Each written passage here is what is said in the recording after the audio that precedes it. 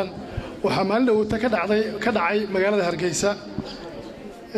waxaan rajaynayaa inuu ahaa toddobaadkii hore waxa warbaahinta ka daawaday shir ka dhacay Hargeysa oo lagu dejinayay siyaasadda carruurta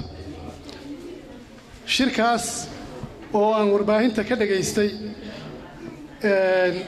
oo ergooyinka ka soo qayb galay ahaayeen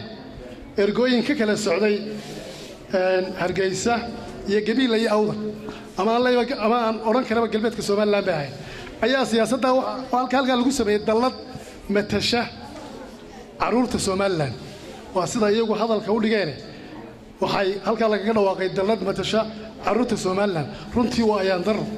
in iyagu sheegeen dadka halka ku soo inaan ahayn carruurta Soomaaliland ee ahaayeen saddexda gobol ee aan sheegay ee galbeedka Soomaaliland waxaan leeyahay cambaareynaya aan leeyahay dub ugu noqda dalladda halka ka sameeyeen ma aha mid Soomaaliland matasha mas'uuliyiintii halka ka soo qayb gashay ee wasaaradaha ka kala socday ama hay'adii gacanta ku haysa UNICEF nooca leeyahay dub ugu noqda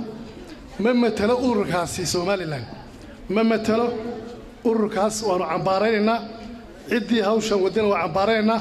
waa urur ku kooban saddexda gobol ee shirka fadhiyay carruurtani maydaan soo casuumin waxba kuma ilahayn barnaamijyada waxba kuma ilahayn guddida doorateen waxba kuma ilahayn kuwana anagu na doortay kuwana xuquuqdooda hadlaynaa waxaan leenahay dub looga fiirso dawladuna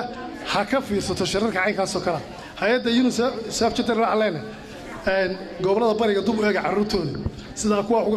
qabta aad u wanaagsan